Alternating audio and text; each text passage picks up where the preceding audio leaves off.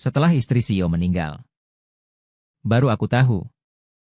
Dia sudah lama mentransfer semua hartanya kepada cinta sejatinya. Yang dia tinggalkan untukku hanyalah sepucuk surat dan setumpuk hutang. Jika bukan karena kamu dulu mengancamku dengan budi baik untuk menyelamatkan nyawa, aku dan Dongcheng tidak akan melewatkan bertahun-tahun ini. Dia tidak menikah seumur hidupnya demi aku. Aku meninggalkan harta untuknya. Kau seharusnya merasa terhormat. Oh ya? Aku juga meninggalkan hutang puluhan juta padamu. Semuanya adalah rentenir. Nikmatilah baik-baik. Dia sepertinya lupa. Dulu dia terjebak di daerah bencana untuk menyelamatkan cinta sejatinya saat gempa. Akulah yang menyelamatkannya dengan risiko tulang punggung patah dan lumpuh. Dan dia juga lupa bahwa selama beberapa tahun ini aku telah merencanakan strategi di belakangnya. Membuatnya menjadi pengusaha wanita terkemuka di daerah ini. Pada akhirnya, aku diikat di kursi roda dengan kabel oleh para penagih hutang. Didorong menuruni tangga. Jatuh sampai mati dengan penyesalan. Saat aku membuka mata, aku kembali ke hari gempa. Melihat Ling Tingwan yang menerjang masuk ke daerah bencana demi cinta, aku berbalik dan pergi. Kali ini, biarkan pasangan yang dimabuk cinta ini terkunci mati. Dongcheng, Dongchen. Di mana kamu? Teriakan memilukan Ling Tingwan. Dalam gempa bumi hebat dan erangan bangunan. Terdengar sangat putus asa secara terputus-putus. Gambaran yang terukir dalam sumsum tulang ini membuatku langsung tersadar. Jantungku berdebar kencang di dalam dada. Aku terlahir kembali. Kembali ke gempa yang mengubah semua orang itu. Gempa yang menentukan takdir. Dalam sekejap Ling Tingwan hampir menerkam. Jari-jari dingin mencengkeram lenganku dengan erat. Kuku hampir menancap ke dalam daging, sambil menangis dan dengan panik yang tak terkendali. Apa yang harus dilakukan jika Dongcheng masih di dalam? Gedung akan runtuh. Dia akan terkubur hidup-hidup. Di kehidupan sebelumnya, aku menekan rasa takut di hatiku. Dengan cemas membujuk. Dia mendengarkan, jangan impulsif. Gempanya terlalu besar. Gempa susulan bisa datang kapan saja. Masuk sekarang sama saja dengan bunuh diri. Di samping, kerumunan orang yang juga melarikan diri juga berbicara dengan heboh. Benar. Gadis kecil itu merasa kasihan pada pacarnya. Kamu pergi menyelamatkannya sendiri. Cepat lari. Keselamatan adalah yang utama. Setelah mendengarkan, dia tiba-tiba menoleh untuk melihatku. Sorot matanya tidak lagi lembut seperti biasanya, tetapi membakar semacam api yang hampir fanatik. Itu adalah kegilaan untuk menyerahkan segalanya demi kota Jiangdong. Dia membanting tanganku. Seperti anak panah dari busurnya. Tanpa menoleh ke belakang, dia bergegas masuk ke gedung itu. Seperti binatang buas yang sekarat yang terus bergetar. Mengeluarkan lolongan memekakan telinga. Kehidupan masa lalu adalah keraguan dan kelembutan hati yang tidak tepat waktu saat itu. Membuatku mengikuti dari belakang. Aku mencoba yang terbaik untuk menemukan dia dan cahaya bulan putihnya di reruntuhan. Jiang Dongcheng hampir menyeret dan menggendong mereka berdua menjauh dari bahaya. Namun, tepat ketika kami akan keluar dari gerbang neraka, bangunan di belakang kami mengeluarkan raungan terakhir. Runtuh dengan keras. Dampak besar langsung mematahkan tulang punggungku yang masih muda. Memakuku selamanya di kursi roda yang dingin. Memulai sisa hidup yang memalukan dan panjang. Dan dia akhirnya menganggap pengorbananku sebagai batu loncatan. Setelah kematian, menghancurkanku dengan surat wasiat yang dingin dan pinjaman dengan bunga tinggi puluhan juta. Hancur berkeping-keping. Mati dengan kebencian.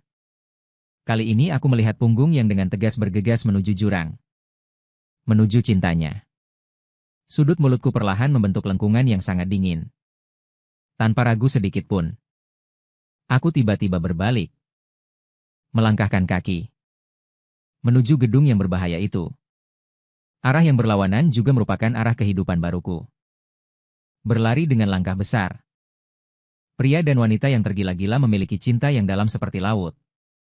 Kalau begitu, tolong kunci diri Anda dengan erat di neraka yang penuh paru-paru dan keputusasaan yang Anda pilih sendiri. Sampai mati. Segera bergegas ke kem penyelamatan sementara. Aku dengan cemas bergegas menuju telepon satelit yang berharga itu. Jari-jariku sedikit gemetar memutar nomor rumah. Menunggu beberapa detik untuk terhubung. Terasa selama 1 abad. Ayah dan ibu adalah orang tua Yoyeku. Keakraban yang cemas. Juga dengan suara kejutan besar. Menunggu jarak jauh tiba. Ketegaran yang dipaksakan langsung runtuh. Air mata panas.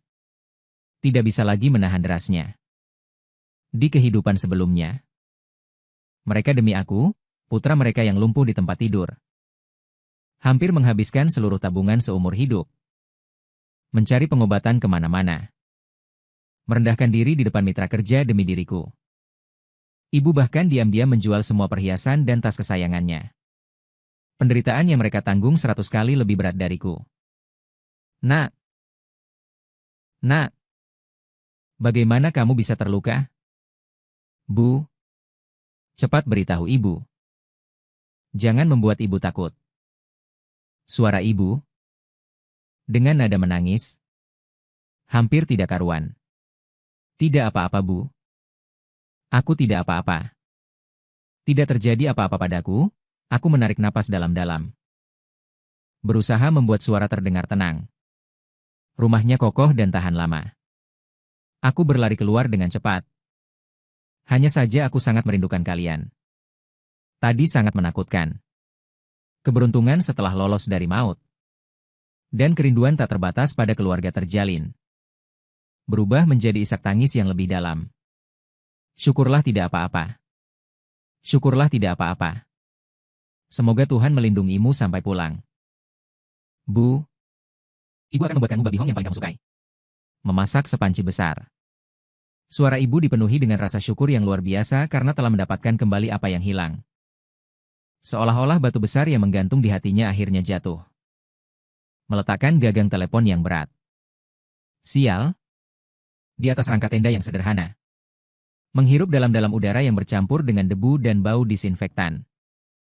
Kali ini, anggota tubuhku lengkap. Tubuhku utuh tanpa cedera.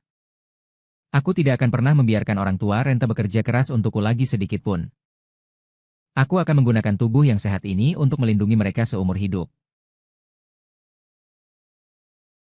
Menikmati kebahagiaan keluarga sepenuhnya. Dengan menaiki kendaraan yang diatur oleh tim penyelamat. Aku perlahan meninggalkan tempat bencana yang penuh dengan kehancuran ini. 3 hari kemudian, ponsel berdering. Itu adalah Lingwan, nomor ibunya. Lingwan terluka parah dan dirawat di rumah sakit. Kabarnya kondisinya sangat buruk. Ingin bertemu denganku sekali. Ruang rumah sakit dipenuhi dengan bau disinfektan dan kesedihan yang kuat. Lingwan terbaring tak bernyawa di ranjang rumah sakit. Wajahnya pucat seperti kertas. Di bawah mata yang tertutup rapat, terdapat bayangan yang tebal. Begitu Ibu Lin melihatku, dia langsung menerkamku seperti meraih jerami penyelamat. Jari-jarinya yang kurus mencengkeram lenganku dengan erat. Air mata dan ingusnya berlepotan. Raut wajahnya berteriak dengan suara yang melengking. Youyan, Youyan. Aku menyerahkan putriku kepadamu untuk dijaga. Bagaimana caramu menjaganya? Dia sekarang lumpuh. Sisa hidupnya hanya bisa dihabiskan di kursi roda. Apa yang harus kami lakukan? Apa yang harus kami lakukan? Aku membiarkannya mengguncangku. Ekspresi di wajahku tenang dan tanpa riak. Dengan sedikit kesedihan yang pas, aku berkata dengan jelas. Bibi, Anda jangan terlalu emosi. Saat itu, aku dan Tingwan sebenarnya sudah berhasil keluar dari hotel dengan selamat.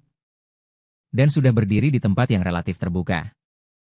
Tapi Tingwan tiba-tiba teringat bahwa Jiang Dongcheng belum keluar. Hatinya sangat cemas. Aku sama sekali tidak bisa menghentikannya. Belum selesai aku berbicara. Dia sudah berbalik dan bergegas kembali. Itu benar-benar hanya sekejap mata. Aku tepat waktu menunjukkan sedikit penyesalan. Tidak berdaya. Ibu Lin langsung terpana. Dengan tak percaya menoleh untuk melihat putrinya yang tertidur di ranjang rumah sakit seolah-olah baru pertama kali mengenalinya. Cheng Xiu Kuo Yuan.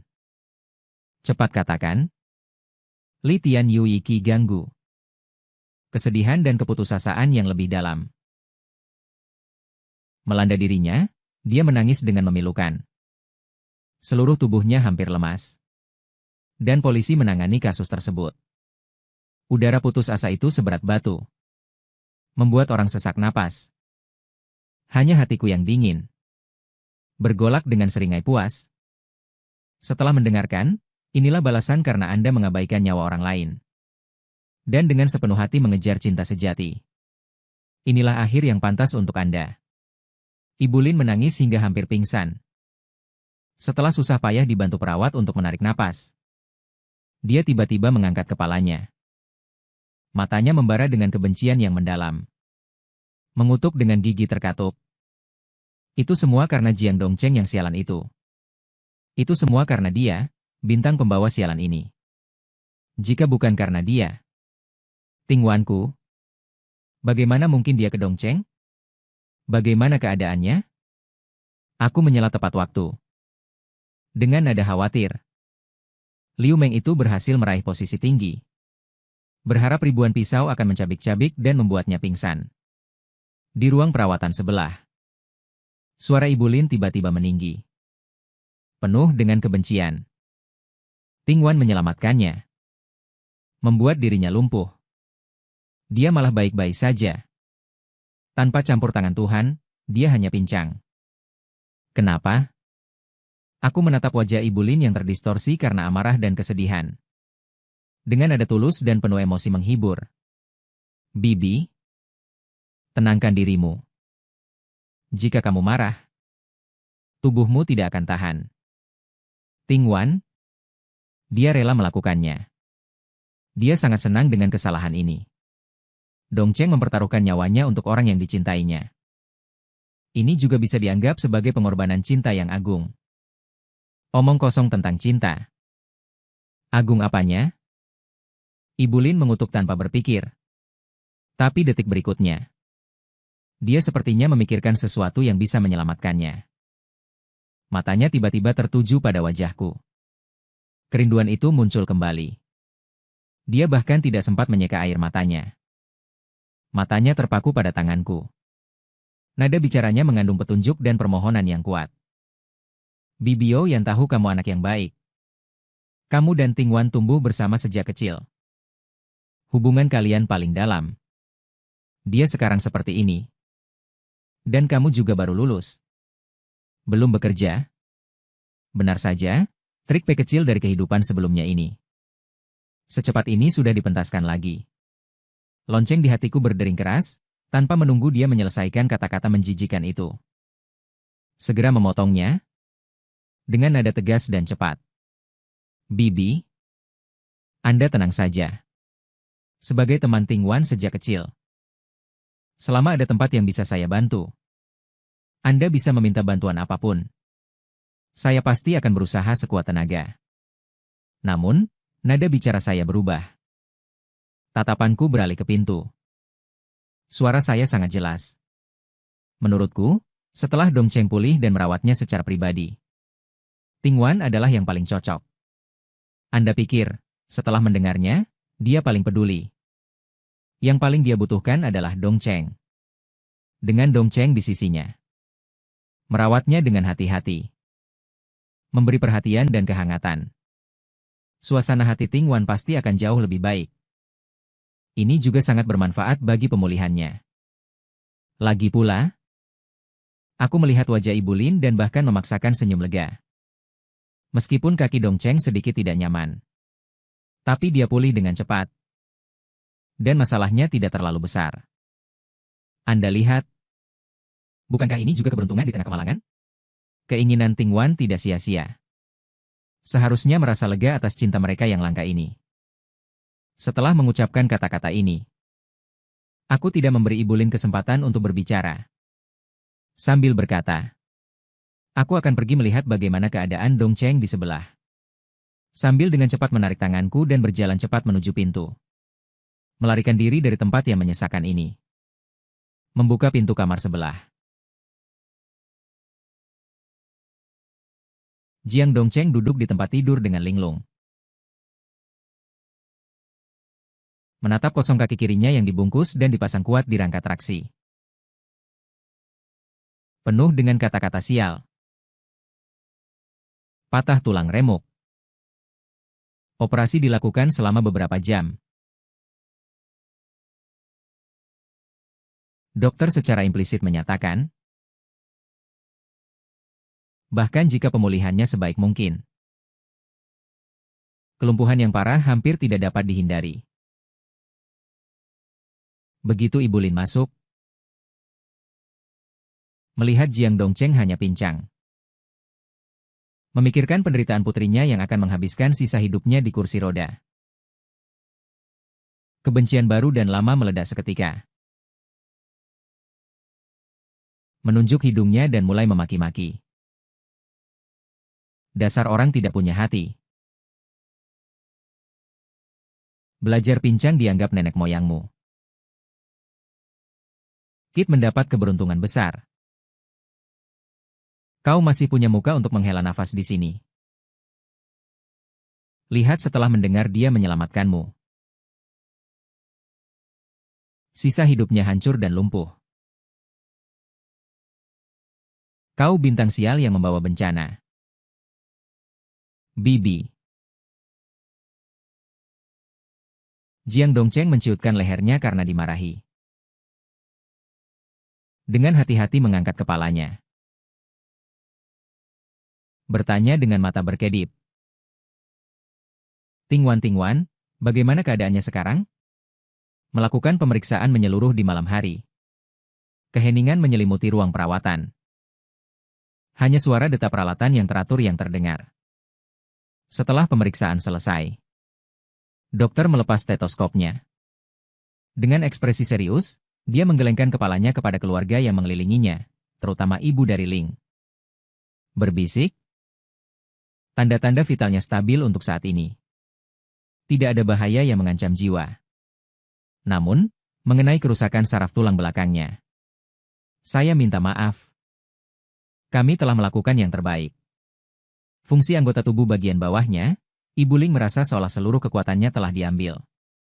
Namun, dia dengan putus asa meraih lengan dokter. Suaranya bergetar tak terkendali. Dokter, mohon pikirkan cara lain. Putriku masih sangat muda. Dia tidak bisa menghabiskan hidupnya di kursi roda.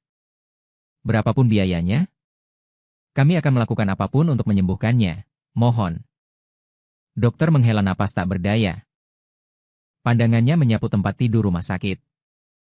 Mata secara bertahap fokus. Dengan kebingungan mendengarkan Wan dengan suara yang lebih rendah. Keluarga harap tenang. Kerusakan sumsum tulang belakang tingkat ini. Teknologi medis saat ini memang tidak dapat memulihkannya. Maaf. Dokter menggelengkan kepalanya.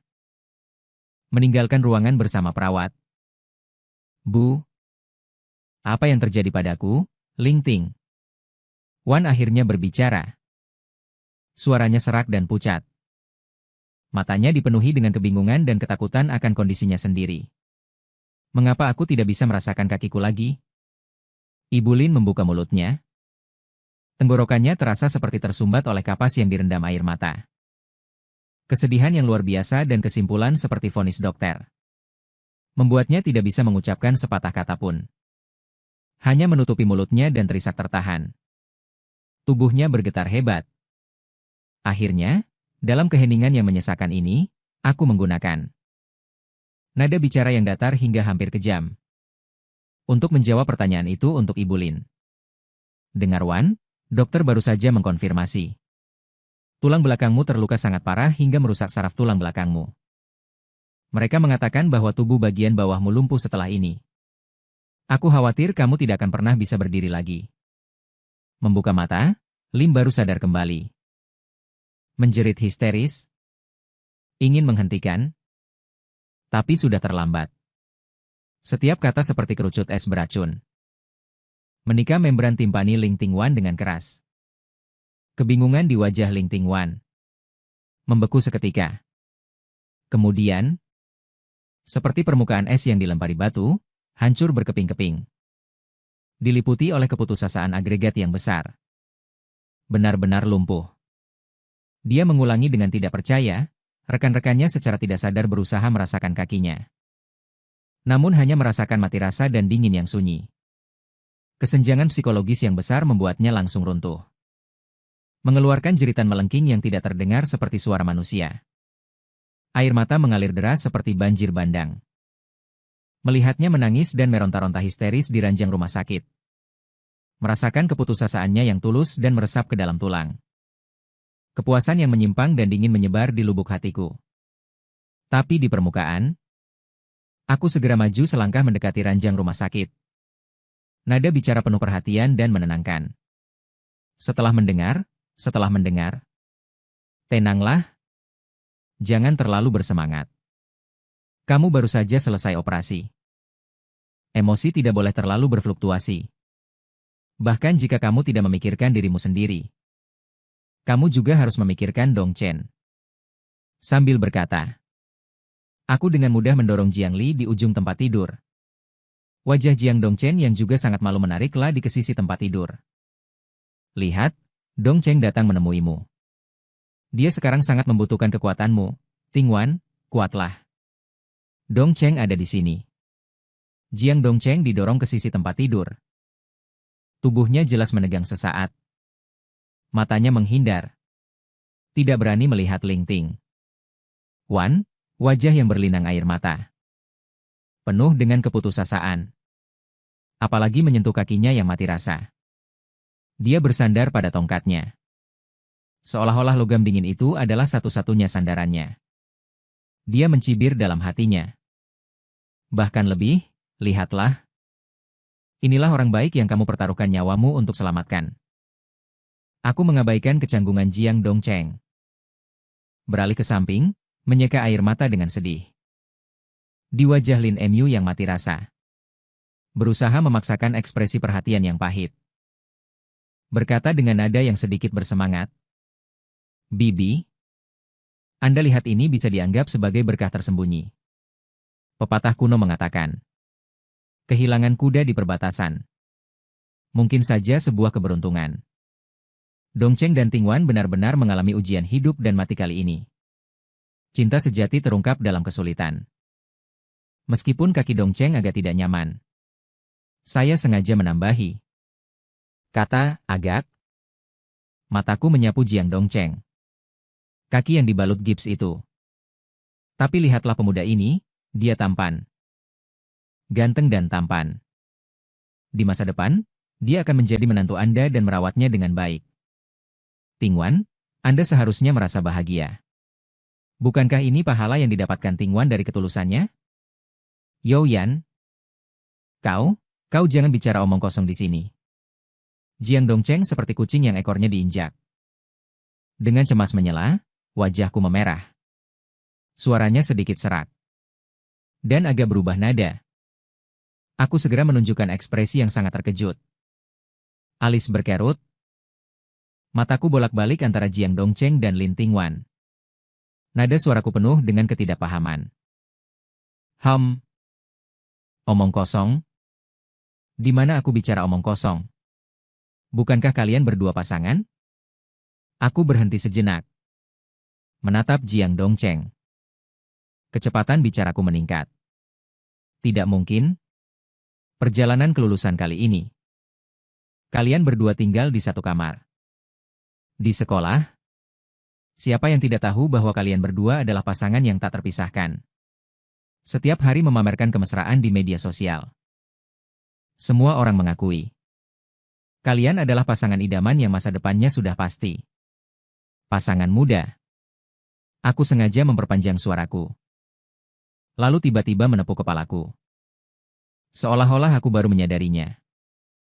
Suaraku tiba-tiba meninggi. Dengan tatapan sadar yang tidak tulus dan tatapan menuduh yang tajam menusuk Jiang Dongcheng. Oh, aku mengerti. Mungkinkah sekarang setelah melihat dan mendengar Wan dia lumpuh di bagian bawah tubuhnya? Hidupnya tidak bisa mengurus dirinya sendiri. Kamu ingin menyesal. Ingin memutuskan hubungan. Jiang Dongcheng. Aku maju selangkah. Suaraku menjadi dingin. Dengar Wan, tapi untuk menyelamatkanmu. Baru menjadi seperti ini. Di reruntuhan, dialah yang mati-matian mendorong lemari bersamamu. Di saat yang paling berbahaya, yang dia pikirkan adalah kamu. Jika kamu sekarang ingin menepuk pantatmu dan pergi. Ini terlalu tidak bermoral, kan? Terlalu membuat orang kecewa, kan? Bibi? Apakah menurut Anda kalimat terakhir saya melihat wajah pucat? Matanya melengkung seperti pisau. Ke makam kayu Jiang Dongcheng. Wajah Jiang Dongcheng berubah dari merah menjadi putih. Lalu dari putih menjadi hijau, bibirnya bergetar ingin menjelaskan sesuatu. Tetapi di bawah tatapan membunuh Ibu Lin dan pertanyaan beruntun saya, dia terdiam. Bahkan butiran keringat halus merembes di dahinya. Saya melihat tujuan telah tercapai. Tidak lagi berlama-lama. Segera berkata kepada Ibu Lin, Bibi, saya benar-benar memiliki beberapa hal mendesak di rumah. Harus pergi dulu. Anda jangan terlalu sedih. Dengarkan Wan di sini jika ada yang perlu dibantu. Hubungi saya kapan saja.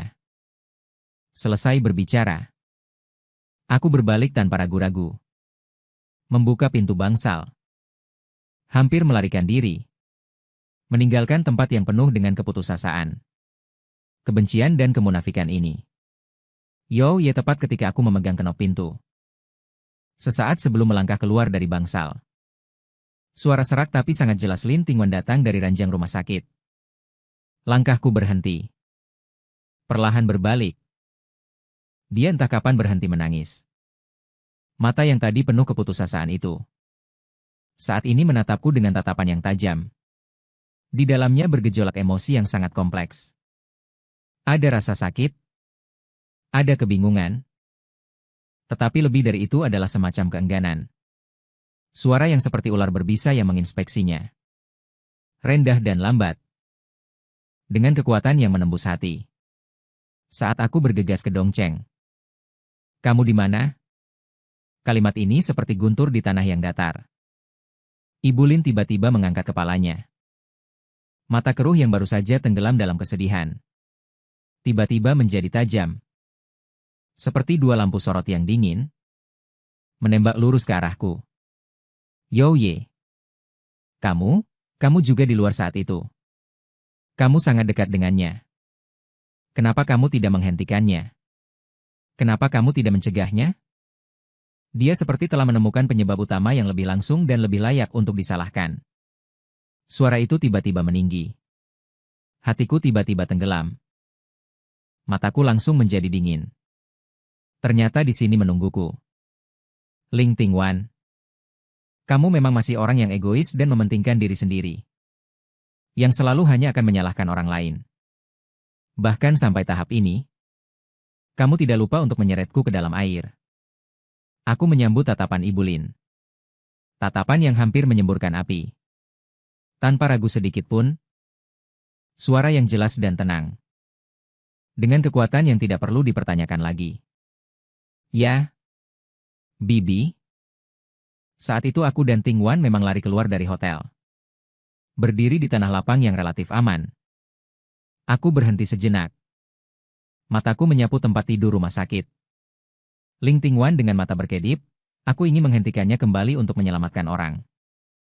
Aku bahkan mengulurkan tangan untuk mencoba menariknya. Tetapi nada bicaraku berubah. Nada bicara menjadi berat dan tak berdaya.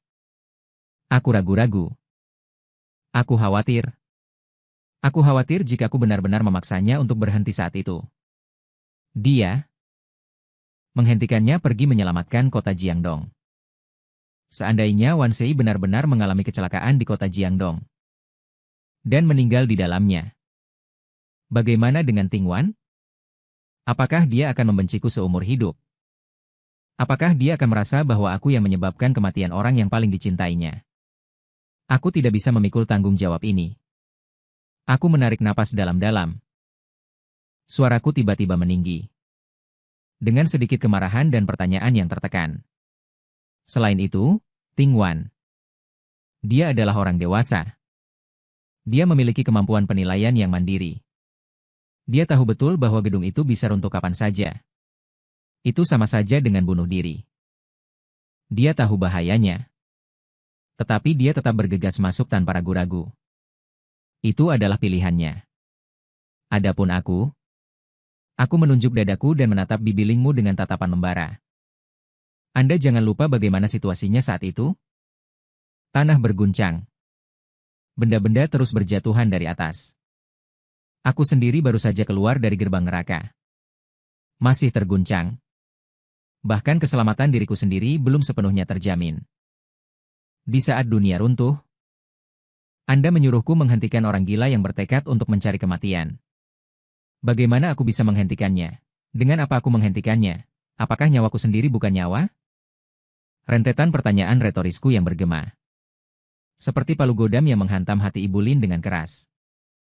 Dia terkejut dengan momentum ledakanku yang tiba-tiba dan bantahan logis yang ketat. Terkejut. Amarah yang baru saja muncul langsung membeku di wajahnya. Membuka mulutnya, tetapi tidak bisa membantah satu kata pun. Hanya tersisa napas yang berat. Tangisan sedih itu juga berhenti tiba-tiba. Ruangan itu menjadi sunyi senyap. Aku tidak lagi memperhatikan Ibu Lin yang terpaku. Tatapanku beralih seperti pisau dingin ke Ting Wan di ranjang rumah sakit. Sudut bibir Wan melengkung membentuk senyuman sinis yang penuh kebingungan. Setelah mendengarkan, pertanyaanmu tadi sangat menarik. Apa maksudmu? Aku perlahan berjalan ke sisi tempat tidurnya. Menatapnya dari atas. Apakah kamu menyalahkanku? Karena dulu tidak mati-matian menahanmu. Itu sebabnya kamu sekarang lumpuh. Sisa hidupmu harus dihabiskan di kursi roda. Atau apakah saya menyipitkan mata sedikit? Suara direndahkan. Dengan semacam dingin yang menembus hati. Sebenarnya dalam hatimu, kamu sama sekali tidak ingin menyelamatkan Jian Dongchen. Kamu menerjang masuk saat itu. Hanya ingin berakting di depan semua orang demi cinta. Drama cinta yang lebih kuat dari emas. Biarkan semua orang, terutama saya, melihat betapa dalam cintamu pada Jiang Dongchen. Menemani dalam hidup dan mati. Baiklah. Omong kosongmu, Youyan, mendengarkan Wan, marah dengan analisaku yang kejam. Wajah pucat. Memerah. Berjuang untuk duduk. Tetapi sia-sia karena tidak merasakan apapun di bawah pinggang. Hanya bisa berteriak dengan lebih marah. Tentu saja aku mencintai Dongchen. Dalam hidup ini, aku hanya akan menikah dengannya. Aku tidak memiliki sedikit pun kepalsuan padanya. Jangan ganggu aku di sini. Seseorang yang hanya akan menikah dengannya. Cinta yang sedalam lautan. Aku tiba-tiba menepuk telapak tanganku. Bergegas kembali ke gedung berbahaya. Dan bagaimana Ibu Lin mencoba melakukan pemerasan moral. Setelah mendengarkan, ayah terdiam sejenak. Menghela napas panjang. Dengan ekspresi rumit lega di wajahnya. Lalu menepuk pundakku dengan berat. Matanya penuh kelegaan. Karena begitu, maka itulah jalan yang dia pilih sendiri. Itu adalah karma keluarga mereka. Nak, kamu bisa melindungi dirimu sendiri di saat yang begitu berbahaya. Dan kembali dengan selamat. Hati ayah lebih manis dari makan madu. Kamu sudah dewasa dan mengerti. Ayah sangat bangga. Ibu juga menyeka sudut matanya. Menatapku dengan iba, ibu sangat ketakutan. Syukurlah kamu kembali. Selesai, anakku, ini juga karma yang kamu buat sendiri. Nak, kita tidak ingin memikirkan hal-hal buruk itu lagi. Urusan pekerjaan juga tidak perlu terburu-buru. Setelah mengalami hal sebesar ini, Istirahatlah di rumah dulu. Beristirahatlah dengan baik. Tenanglah. Ibu akan menghidupimu. Aku meletakkan sumpitku. Menatap orang tuaku dengan tatapan tegas. Mengatakan ide yang selama ini kupendam di hatiku. Aku ingin memulai bisnis, orang tua tertegun sejenak. Untuk membuka perusahaan, mataku berbinar. Sebuah perusahaan MCN, yang secara khusus menginkubasi selebriti internet. Dan menciptakan perusahaan ekonomi influencer. Saya pikir ini jelas merupakan peluang besar di masa depan selama beberapa tahun atau bahkan lebih lama. Dengan potensi tak terbatas. Aku menjelaskan secara rinci kepada ayah. Dengan nada penuh percaya diri. Ide ini di kehidupan sebelumnya telah didengarkan. Tidak realistis. Terlalu berisiko. Hanya penindasan paksa. Sekarang, akhirnya aku bisa menyalakannya dengan tanganku sendiri. Orang tua saling bertukar pandang. Melihat tekad di mataku. Setelah hening sejenak, ayah mengangguk dengan penuh semangat. Ide bagus. Punya keberanian. Ayah mendukungmu. Ibu juga tersenyum. Jika putra ingin melakukannya, maka ibu juga mendukung. Dengan tabungan orang tua yang tak terhingga. Mereka mengeluarkan semua tabungan keluarga. Bahkan rela meminjam sejumlah besar uang dari bank. Perusahaan media MCN hatiku ada dalam suasana yang penuh harapan ini. Tepatnya mulai berlayar. Dengan mengandalkan ingatan dari kehidupan sebelumnya tentang naik turunnya gelombang bisnis dan prediksi yang akurat tentang tren masa depan. Saya berhasil menandatangani beberapa orang yang belum menunjukkan bakat mereka. Tetapi ditakdirkan untuk menjadi pemegang saham potensial teratas di masa depan. Bisnis perusahaan stabil dan solid. Selangkah demi selangkah. Dengan cepat memantapkan dirinya di lautan biru yang baru muncul ini. Menunjukkan momentum perkembangan yang kuat dan ke atas. Setengah tahun berlalu dengan tergesa-gesa di akhir pekan. Di malam hari, saya secara tak terduga bertemu Jiang Dongchen di depan kedai kopi yang sering saya kunjungi di dekat rumah. Dia sedang menggunakan tongkat. Mencoba menuruni trotoar. Sebuah anak tangga kecil. Gerakannya canggung dan lambat. Sosok yang dulunya cukup tinggi. Sekarang, karena kaki yang tidak akan pernah bisa pulih itu saat berjalan. Tubuh jelas miring ke satu sisi. Tinggi dan rendah. Sangat hilang. Kami menemukan tempat di sudut kedai kopi. Duduk suasananya agak kental. Yao Yegang baru saja duduk. Kopi belum sampai. Jiang Dongchen tidak sabar untuk meluncurkan serangan.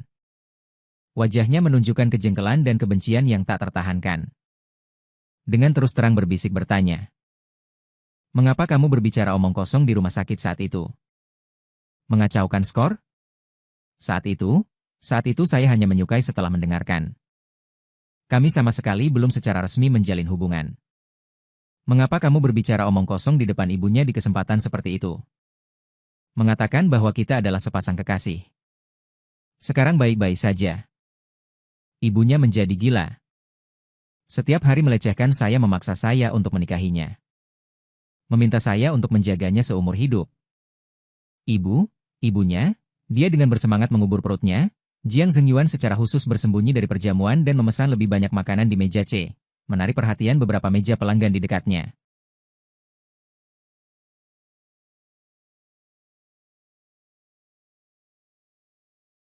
Aku perlahan mengaduk kopi yang baru saja disajikan. Bahkan tidak mengangkat kelopak mata. Bertanya balik dengan nada datar. Kenapa kau tidak suka mendengar Wan di rumah sakit? Bukankah kau sudah menyetujuinya? Aku mengangkat kepala. Menatapnya tajam. Atau kau sekarang melihat Wan lumpuh di bagian bawah tubuhnya? Tidak bisa mengurus diri sendiri. Bahkan mungkin tidak bisa memiliki anak. Kau jijik padanya? Merasa dia adalah beban bagimu. Jiang Dongchen, suaraku menjadi dingin. Dia menyelamatkanmu. Hingga menjadi seperti ini, kau tahu itu dengan jelas, dia menyelamatkanku. Lalu kenapa? Jiang Dongchen seperti tertusuk rasa sakit. Suaranya tiba-tiba meninggi. Dengan nada putus asa dan nekat. Apa aku memintanya untuk menyelamatkanku? Dia sendiri yang bodoh. Menerjang masuk. Dia sendiri yang mencari masalah. Sekarang dia lumpuh. Menyalahkan aku. Memintaku merawat orang cacat seumur hidup. Umurku berapa? Hidupku baru saja dimulai. Kenapa? Dia semakin bersemangat saat berbicara. Air liurnya hampir menyembur ke wajahku. Matanya dipenuhi dengan kebencian dan keegoisan yang telanjang. Youyan, bukankah kau tumbuh bersamanya sejak kecil? Bukankah kalian teman masa kecil yang akrab? Dulu ibunya sering bercanda ingin menjodohkanmu sebagai menantu. Sekarang dia lumpuh. Kau saja yang menikahinya. Kau saja yang merawatnya seumur hidup. Kau kan hebat. Kau saja yang mengambil alih tugas mulia ini. Aku melihat wajahnya yang sangat tidak tahu malu ini. Tertawa dingin dalam hati. Namun menunjukkan sedikit penyesalan di wajahku. Jiang Dongchen, aku tidak menyangka kau adalah orang seperti ini, Wan. Dia jelas sukarela menyelamatkanmu. Ketulusannya sia-sia. Nada bicaraku berubah. Dengan nada sedikit menggoda. Tapi kau tega. Bagaimanapun dia adalah orang yang pernah kamu sukai. Rela? Tentu saja aku rela. Jiang Dongchen tertawa sinis. Ekspresinya penuh dengan penghinaan dan cemoohan. Seorang lumpuh separuh badan. Bahkan buang air besar dan kecil pun harus dilayani. Bahkan jika orang cacat seperti itu diberikan padaku, aku akan merasa jijik karena membuang-buang tempat. Benarkah? Aku mengangkat kopi. Menyeruputnya perlahan. Tatapanku tertuju pada kakinya yang pincang. Berkata perlahan, tapi bukankah kamu sendiri juga pincang sekarang? Dan aku mengangkat mata dengan sedikit keraguan. Aku ingat nilai kuliahmu sepertinya cukup stabil. Selalu berada di peringkat bawah. Bahkan level 4 pun tidak lulus, kan? Mendapatkan ijazah pun hampir tidak lulus. Sekarang dengan kaki seperti ini, menurutmu kamu bisa mendapatkan pekerjaan yang layak? Bisa menghidupi dirimu sendiri? Aku melihat ekspresi Jiang Dongchen yang langsung berubah jelek. Dan terus menganalisis dengan tenang. Venting sudah selesai. Meskipun orangnya serakah. Tetapi kondisi keluarga Lin ada di sana. Bibi Lin menyayangi putrinya. Kekayaan keluarga masih cukup besar. Jika kamu mengalah sedikit, merawat Ting tanpa memperdulikan masa lalu, keluarga Lin tidak akan memperlakukanmu dengan buruk.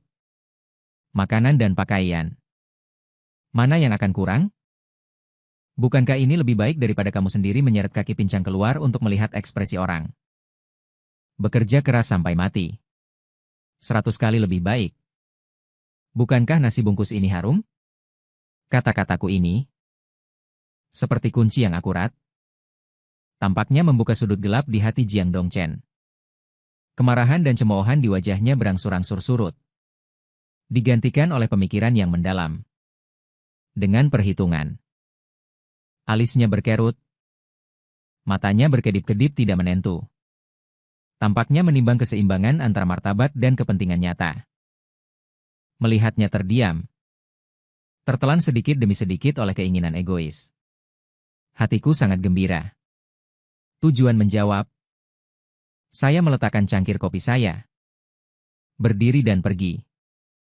Semua yang perlu dikatakan telah dikatakan. Anda pikirkan baik-baik. Saya ada urusan lain, jadi saya pergi dulu. Setelah selesai berbicara, tidak melihatnya lagi. Langsung meninggalkan kedai kopi. Sinar matahari menghangatkan tubuhku, menghilangkan kabut menjijikkan tadi.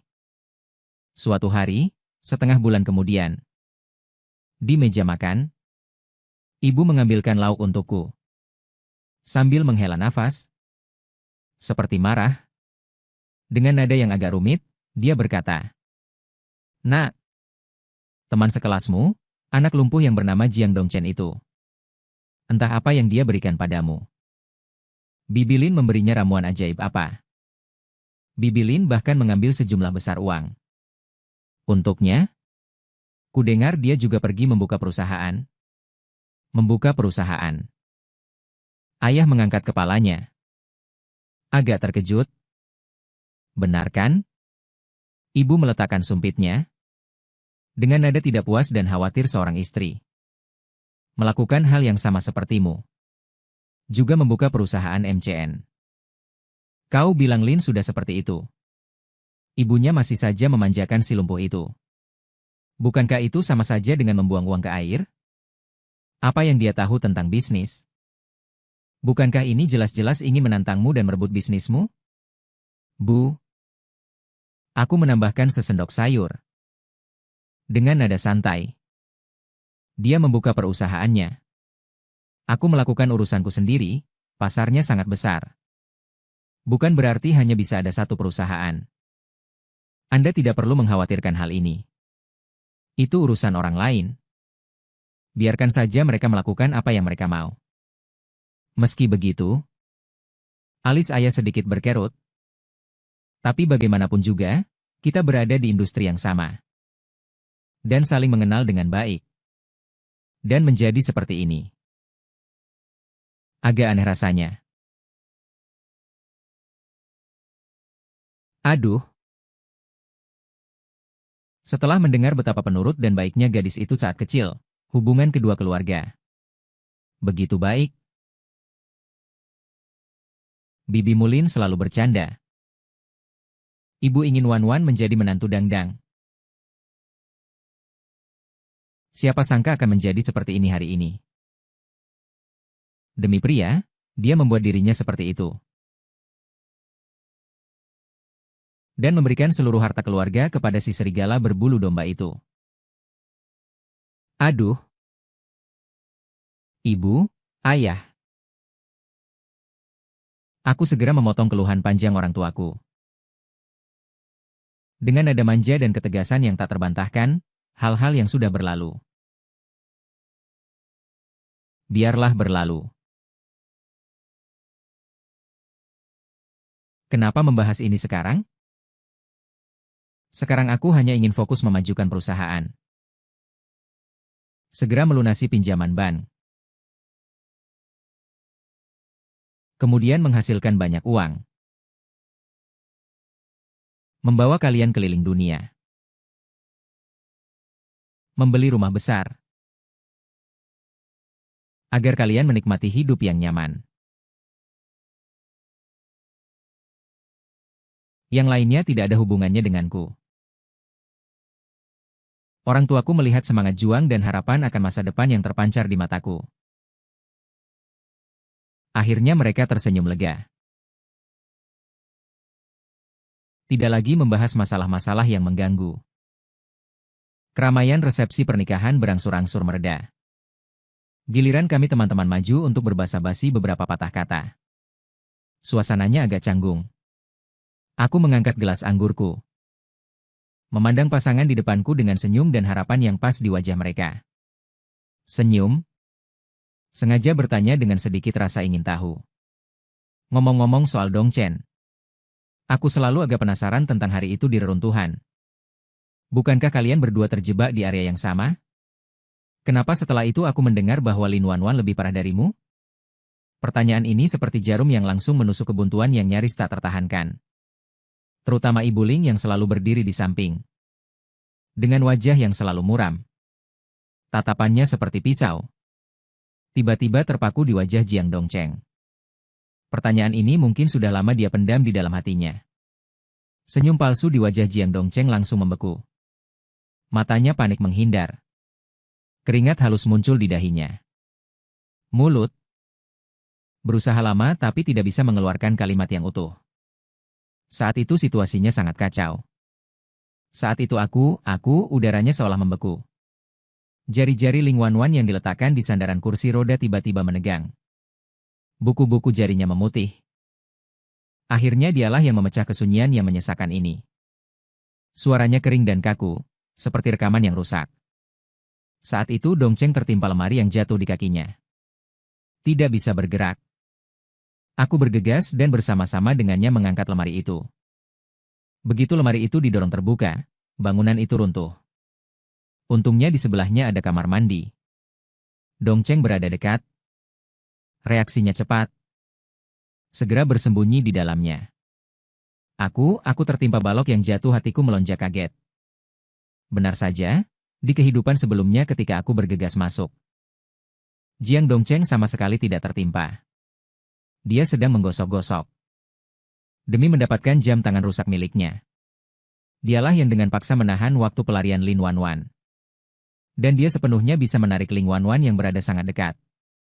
Bersama-sama bersembunyi di kamar mandi yang relatif kokoh itu, dia memilih untuk melarikan diri sendiri. Kelumpuhan Lin Wanwan, Jiang Dongcheng setidaknya harus bertanggung jawab atas setengah dari kesalahan karena tidak menolong saat melihat orang dalam bahaya. Setelah mendengar itu, wajah Ibu Lin menjadi muram hingga hampir meneteskan air. Dia menatap tajam dada Jiang Dongcheng yang naik turun dengan hebat. Namun pada akhirnya mungkin karena mempertimbangkan bahwa ini adalah lokasi pernikahan putrinya. Mungkin juga karena dia tahu bahwa nasi telah menjadi bubur dan tidak ada gunanya mengejar. Dia hanya mengeluarkan suara tertekan dari lubuk tenggorokannya. Mendengus dingin penuh kebencian. Tidak bertanya lebih lanjut. Tapi tatapan itu sudah cukup membuat Jiang Dongcheng merasa tidak nyaman. Yo Yan, kemarilah sebentar. Ada yang ingin kubicarakan denganmu. Ling Tingwan tiba-tiba mendongak menatapku. Suara dengan semacam ketenangan yang aneh. Aku sekilas melihatnya di kursi rodanya. Mendongak, menatapku dengan tatapan yang rumit. Sulit dibedakan. Ada kebencian.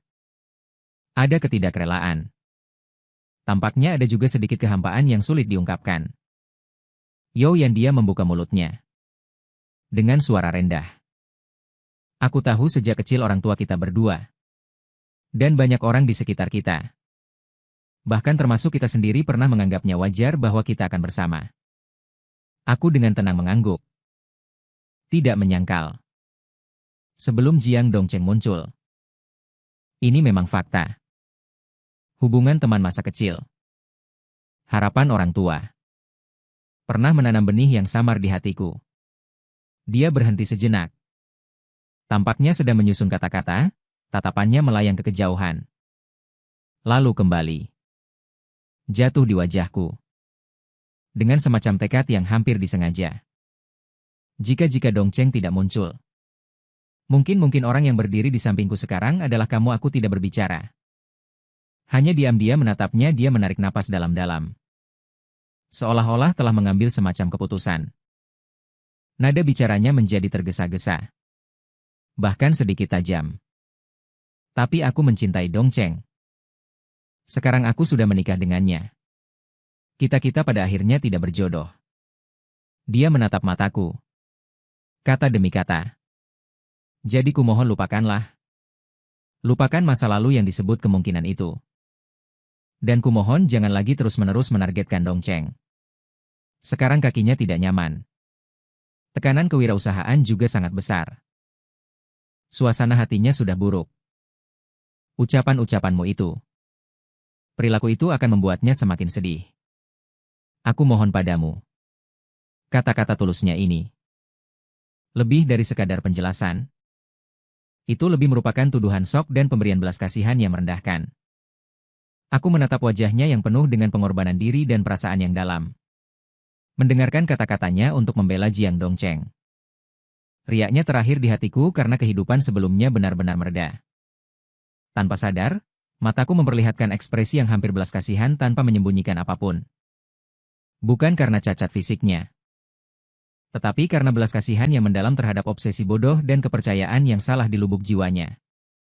Setelah mendengarkan, jelas menangkap arti di mataku. Yang benar-benar menusuk harga dirinya yang tidak sehat. Dia seperti kucing yang ekornya terinjak.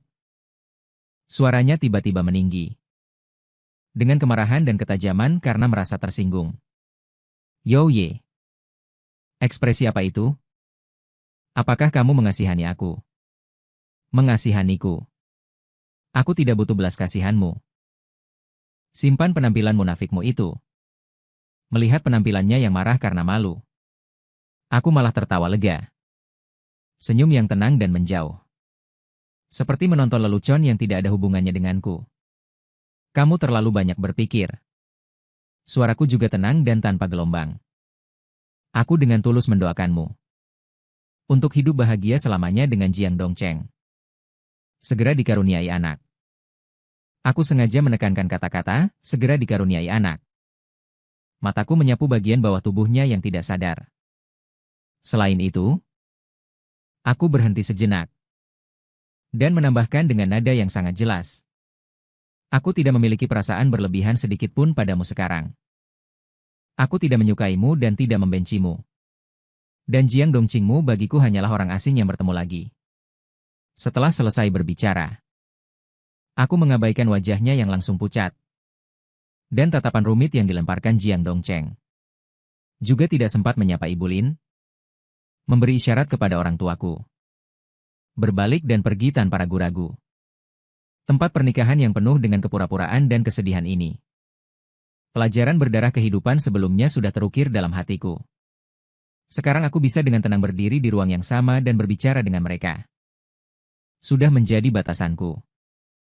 Setengah tahun kemudian, demi perkembangan perusahaan yang lebih berkelanjutan, saya memindahkan markas Star Media ke Linzhou, kota baru yang dikenal sebagai ibu kota internet. Awal yang baru penuh dengan kemungkinan tak terbatas. Namun, takdir sepertinya selalu suka membuat lelucon jahat. Di sebuah KTT bisnis internet besar yang diadakan di Linzhou, saya benar-benar melihat sosok Jiang Dongchen lagi. Dia mengenakan pakaian berwarna cerah yang tidak pantas. Rambut yang disisir klimis dan berkilau, wajahnya menempel pada seorang influencer muda yang berdandan menor dan berpakaian terbuka. Hampir setengah tubuh influencer itu bergantung padanya. Tangannya juga tanpa ragu berada di paha telanjang wanita itu. Bergerak dan menjelajah. Dengan senyum berminyak di wajahnya. Dan senyum puas seolah memamerkan sesuatu. Ketika dia melihat saya berjalan mendekat dikelilingi oleh beberapa tokoh industri. Senyum di wajahnya langsung membeku. Kilatan keterkejutan dan kecemburuan yang tak bisa disembunyikan muncul di matanya. Namun, dia dengan cepat menekannya dengan paksa. Menggantinya dengan senyum palsu yang lebih berlebihan. Bukankah ini Tuan Yo? Dia mendorong influencer di sampingnya. Sambil terhuyung menyambut. Mengulurkan tangannya. Nada bicaranya membawa keakraban yang berlebihan. Senang bertemu, senang bertemu. Sungguh hidup ini penuh kejutan. Tak disangka bisa bertemu Tuan Yo di sini. Sepertinya bisnis Tuan Yo semakin besar saja. Sampai datang ke Linzhou, saya memindai dengan tenang. Tidak meraih tangannya yang terulur. Saya hanya mengangguk dengan sopan. Dengan senyum komersial di wajah saya, Tuan Jiang terlalu sopan. Perkembangan perusahaan mengharuskan kami pindah ke Linzhou. Tuan Jiang. Ini juga untuk memperluas bisnis. Saya melirik ke arah influencer yang cemberut tidak puas di belakangnya dengan maksud tertentu. Wajah Jiang Dongchen memancarkan sedikit rasa malu. Tertawa kering 2 kali. Benar, benar. Juga datang untuk memperluas bisnis. Baru mulai? Baru mulai? Tidak bisa dibandingkan dengan Tuan Yo. Haha. Dia tertawa. Matanya, namun, selalu agak tidak fokus. Setelah bertukar beberapa basa-basi, kami kemudian berbaur ke dalam lingkaran yang berbeda.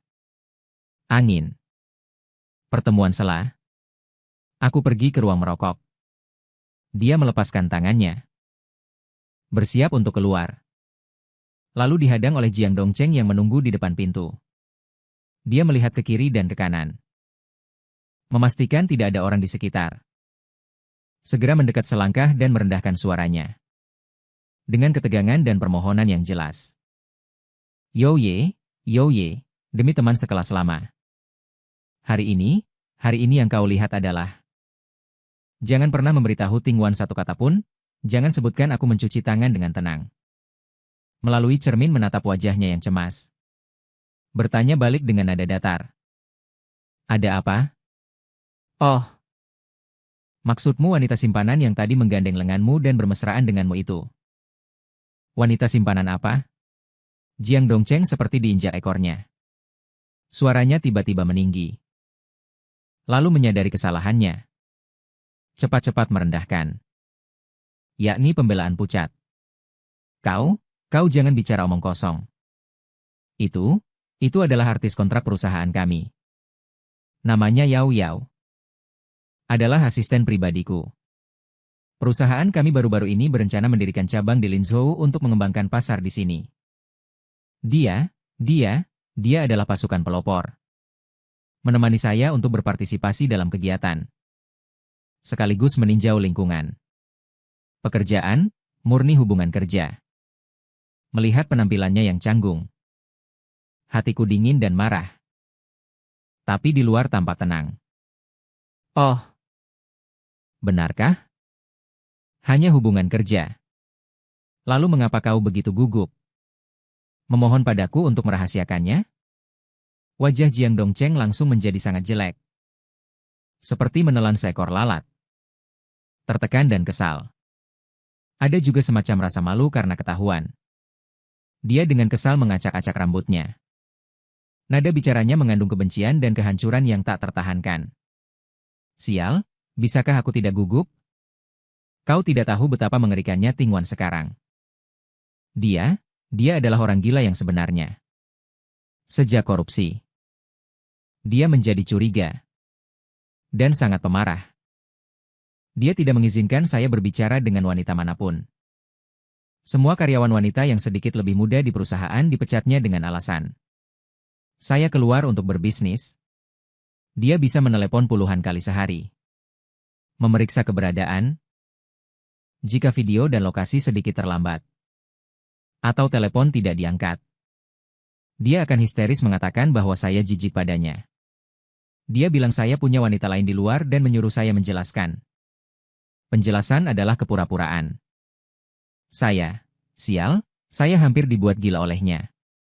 Saya tidak ingin tinggal di rumah ini bahkan sehari pun. Melihat penampilannya yang tersiksa dan hampir kehilangan akal. Hati saya dipenuhi dengan perasaan dingin dan gembira. Apakah ini keseharian kalian berdua setelah terkunci sebagai pasangan yang penuh cinta dan dendam? Benar-benar luar biasa. Oke. Aku melambaikan tangan dengan tidak sabar. Mengambil tisu untuk menyeka tangan. Aku tahu. Aku tidak akan mengatakan apa-apa lagi. Sekarang aku bahkan telah menghapus nomor telepon dan nomor WeChat Ling Tingwan. Dan sudah lama tidak berhubungan. Bahkan jika Anda ingin saya mengatakannya, saya juga tidak menikahinya. Setelah berbicara, aku mendorongnya yang menghalangi pintu. Dan langsung berjalan keluar. Meninggalkan wajah Jiang Dongcheng yang penuh kebencian dan ketakutan. Benar-benar tertinggal di udara kotor di belakang. Seminggu kemudian, ketika saya melakukan video rutin dengan orang tua saya, ibu saya tidak sabar untuk memberitahu saya berita besar. Nak, coba tebak apa? Keluarga Ling Tingwan mengalami masalah besar lagi. Suara ibu saya mengandung emosi yang kompleks. Ada kegembiraan bergosip. Dan juga sedikit desahan. Jiang Dongcheng itu, perselingkuhannya dengan wanita lain ditemukan oleh Ling Tingwan. Oh, bagaimana ketahuannya? Saya bertanya dengan bekerja sama. Hai. Bukankah itu karena dia sendiri yang mencari masalah? Ayah menyela dari samping. Kudengar itu di semacam KTT di Linzhou. Dia memeluk kecil itu dan difoto oleh orang lain. Entah bagaimana bisa sampai ke ponsel Lin Tingwan. Foto itu diambil, hampir sampai berguling di ranjang. Bukankah begitu? Ibu melanjutkan. Lin Tingwan langsung gila saat itu. Menelepon Bibi Lin dan menangis histeris. Bibi Lin sangat marah. Langsung bergegas ke perusahaan kecil reot di Jiang Dongcheng itu. Di depan semua karyawan. Menunjuk hidung Jiang Dongcheng. Memarahinya karena tidak tahu berterima kasih. Memarahinya sebagai serigala berbulu domba yang makan dari orang lain. Memarahinya agar mati tidak tenang. Ibu meniru nada bicara Ibu Lin dengan sangat jelas. Kau bahkan memberinya uang. Untuk memulai bisnis dan menjadi bos. Hasilnya, dia menggunakan uang hasil jeripayahmu. Bermain wanita dan mencari simpanan. Dia awalnya mati-matian tinggal adalah untuk membalas budi omong kosong. Dia datang demi uang keluarga kita. Tanpa uang kita. Tanpa Lin Tingwan, dia dianggap apa? Seorang miskin? Orang cacat? Wanita mana yang akan meliriknya? Lin Tingwan, kau benar-benar orang bodoh. Mata buta, sia-sia aku dan ayahmu. Setelah memarahi Jiang Dongchen selama setahun, bibi Lin menunjuk hidung Lin Tingwan dan memarahi ibu menghela nafas. Kudengar makiannya sangat kasar. Memaki Lin Tingwan habis-habisan. Memaki sepanjang malam. Ah! Celaka. Di ujung video sana, orang tua berbicara satu sama lain. Menceritakan kembali badai keluarga yang kacau itu. Aku mendengarkan dengan tenang. Tanpa riak di hati. Keesokan harinya, orang tua memberitahuku. Setelah dimarahi habis-habisan oleh ibu. Sepertinya akhirnya menyadari sesuatu, Lin Tingwan menyeret tubuhnya yang hancur mendorong kursi roda. Dengan amarah dan keengganan yang membara. Benar-benar pergi sendiri menemui Jiang Dongchen. Di tempat tinggal sementara Yao. Kecil itu, rumah kontrakan Yao bahkan lebih dramatis. Hal yang lebih dramatis. Tepat ketika Jiang Dongchen dan Yao sedang bercinta di dalam rumah. Pacar sah Yao, yang dikatakan bekerja di kota lain, kembali tanpa peringatan. Langsung tertangkap basah. Adegan selanjutnya bisa dibayangkan. Kudengar pemuda itu tinggi dan besar. Matanya langsung memerah saat itu. Dia bergegas masuk dan menarik Jiang Dongchen dari tempat tidur dengan pantat telanjang. Menekannya ke tanah. Hanya amukan yang terjadi. Ayah menggambarkannya dengan antusias. Jiang Dongchen awalnya adalah orang yang lumpuh. Menendang dahak bertekanan rendah. Menggerogoti peluru, meninggalkan tubuh, tinggal sebentar. Kembali, matahari berlalu, pakaian kasar menutupi mata, air mata menodai bibir, dipukuli hingga berteriak. Wajahnya memar. Bahkan giginya rontok satu. Akhirnya, seperti menyeret anjing mati. Dia ditelanjangi oleh pria itu. Hanya menyisakan celana dalam. Langsung dilempar ke jalan dari rumah. Saat itu, langit belum sepenuhnya gelap. Sungguh memalukan. Saat ini, ibu melanjutkan pembicaraan. Dengan nada sedikit mengejek. Mendengarkan? Wan Hao kebetulan mendorong kursi roda. Kebetulan sekali. Dia kebetulan melihatnya. Suami tercinta telanjang, wajah memar meringkuk di pinggir jalan menggigil. Lalu aku tidak tahu apa yang dia pikirkan. Dia benar-benar meminta orang untuk memperkirakan bahwa pengemudi atau kerabat yang dikirim oleh keluarga Lin untuk mengikutinya membawa Jiang Dongchen ke dalam mobil. Bawa dia pulang. Operasi yang berliku-liku ini. Bahkan aku sedikit terkejut. Mendengarkan Wan membencinya sampai ekstrim. Tapi dia masih ingin membawanya kembali. Untuk menyiksanya secara pribadi. Sekitar seminggu kemudian. Nomor asing menelepon ponselku. Bersamaan dengan telepon itu keluar keakraban mendengarkan Wan. Namun sangat serak. Suara lelah. Yo Yan adalah suaranya. Seperti diamplas dengan amplas. Aku masuk rumah sakit lagi. Di rumah sakit nomor 1 Linzhou. Aku punya beberapa hal yang ingin kukatakan langsung padamu. Nada bicaranya membawa permohonan yang hampir putus asa dan keras kepala yang tak terlukiskan. Aku menggenggam ponselku. Terdiam selama beberapa detik.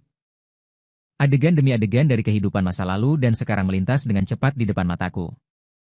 Akhirnya rasa dingin. Di tengah kerahasiaan, saturasi membongkar tubuh. Keingintahuan Xuanya yang membawa senjata dengan nada menghakimi mengambil alih. Aku ingin melihat sampai saat ini. Apa yang masih bisa dia katakan padaku? Kirimkan nomor kamar rumah sakitnya kepadaku. Aku berjanji ketika aku mendorong pintu kamar rumah sakit pribadi itu. Ling Tingwan Zheng bersandar di kepala tempat tidur. Menatap kosong ke langit kelabu di luar jendela. Kepalanya dibalut perban tebal. Wajahnya bahkan lebih pucat dan layu daripada terakhir kali aku melihatnya. Bibirnya pecah-pecah. Seluruh dirinya tampak seperti dipaksa digali. Mengambil semua vitalitas. Hanya menyisakan cangkang kosong. Mendengar suara. Dia perlahan menoleh. ketika pandangannya terfokus pada wajahku. Nyala api yang hampir gila menyala di matanya yang semula kosong dan mati rasa. Di dalam api itu ada dendam yang mendalam. Keengganan dan kemarahan seperti dikhianati. Suara Yo Yan bergetar. Meninggi tajam dan menusuk telinga. Tubuhnya juga sedikit condong ke depan karena kegembiraan. Kenapa hari itu kamu tidak masuk bersamaku untuk menyelamatkan Dongcheng? Kamu jelas-jelas berada di luar. Jika kamu menerobos masuk saat itu, orang yang pasti menurut, menarik mayat dan menghancurkan benteng. Jika kamu masuk bersamaku, maka akan berubah. Menjadi seperti ini, aku tidak akan berganti. Semua salahmu. Akhirnya bangkit. Atau katakan pintu ingatan. Akhirnya runtuh di bawah serangkaian pukulan ini. Membiarkan ingatan kehidupan sebelumnya mengalir deras. Masuk bersamaku. Aku berdiri beberapa langkah dari ranjang rumah sakit. Dengan tangan di saku celana, melihat ke bawah padanya. Tanpa ekspresi di wajahku. Suara sedingin angin dingin Siberia. Lalu bagaimana? Seperti kehidupan sebelumnya. Aku lumpuh separuh hidupku. Duduk di kursi roda. Melihatmu dan kota Jiangdongmu hidup bahagia bersama. Melihat kalian memanfaatkan diriku sampai habis. Lalu menendangku pergi. Akhirnya kau paksa aku mati dengan rentenir puluhan juta. Setelah mendengarku, apa otakmu rusak oleh kota Jiangdong? Yo Yan, bukankah kau sangat mencintaiku? Bukankah kau sangat tergila-gila padaku? Kenapa kau tidak mau membantuku? Kenapa kau tidak membantuku menyelamatkannya? Matamu terbuka lebar melihatku histeris berteriak. Seperti binatang buas yang terluka. Kedua tangan dengan kuat memukuli kedua kaki yang mati rasa. Bagimu aku seperti mendengar lelucon paling konyol di dunia. Sudut bibirku membentuk lengkungan yang sangat ironis. Setelah mendengarkan, kau bertanya kenapa aku tidak membantumu. Kau bilang padaku, apakah di kehidupan sebelumnya aku membantumu belum cukup banyak? Suaraku tiba-tiba meninggi. Amarah yang tertekan selama 2 kehidupan. Meledak seperti gunung berapi. Setiap kata dilapisi es dan kebencian. Dengan keras menghantamnya. Aku membantumu merangkak keluar dari reruntuhan. Aku menukar tulang punggungku dengan nyawamu. Aku membantumu mendapatkan kembali harapan di kursi roda. Aku membantumu membuat rencana. Membuatmu dari bukan siapa-siapa menjadi CEO wanita yang sangat sukses. Aku menghabiskan seluruh tenaga. Menggunakan uang hasil jerih payah orang tuaku untuk mengangkatmu. Naik ke puncak. Aku membantumu menyelesaikan perjalanan terakhir hidupmu. Aku sialan mengorbankan seluruh hidupku untuk membantumu. Aku maju selangkah. Tatapanku setajam pisau. Menatapnya dengan seksama. Wajah yang seketika menjadi pucat pasi. Apa yang aku dapatkan? Setelah mendengarkan, kau beritahu aku. Apa yang aku dapatkan pada akhirnya? Kau mewariskan seluruh harta benda di surat wasiat tanpa menyisakan sepeser pun untukmu. Bulan putih yang tidak akan pernah menikah seumur hidupnya. Jiang Dongcheng, kau meninggalkanku puluhan juta. Rentenir yang bisa menggerogoti tulang-tulangku. Suaraku sedikit bergetar karena amarah yang luar biasa. Namun dengan ketenangan yang menghancurkan. Tahukah kamu? Bagaimana aku mati? Aku diikat dan dibunuh secara ironis oleh penagih hutang dengan kabel. Lalu mereka mendorongku bersama kursi roda. Dari tangga setinggi belasan anak tangga. Aku mengulurkan tangan ke arah pintu. Dengan suara dingin. Mengucapkan dengan jelas hingga menusuk tulang. Kata-kata terakhir itu diucapkan dengan keras. Aku mati karena jatuh. Dengan kebencian mendalam padamu dan kota Jiangdong. Mendengarkan sampai mati. Sekarang kau masih punya muka. Menanyakan kenapa aku tidak membantumu? Gemuruh seperti guntur dari langit. Meledak di telinga. Mendengarkan dengan seksama seluruh tubuh seperti disambar petir.